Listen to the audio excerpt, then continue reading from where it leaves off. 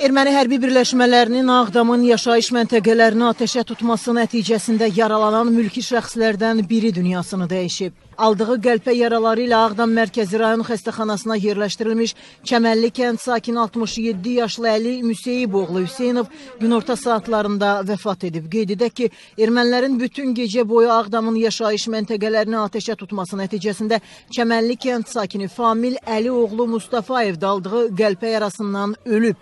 Müxtəlif qəlpə yaraları almış 7 nəfər isə hazırda Ağdam rayon mərkəzi xəstəxanasında həkim nəzarəti altındadır. Xəstəxanadan verilən məlumata görə Çəmənli kənd sakinləri Abdullayev Anar Nizamioğlu, Məmmədov Elnur Poluoğlu, Tağıyev Elgiz Tofiqoğlu, Fərəcov Zahid Fərəcoğlu, Məmmədov Anar və Kərimov Sirdaş Şüküroğlunun həyatlarına təhlükə yoxdur. Rəhimov Zahid Vəlişoğlunun vəziyyəti isə ağırdır.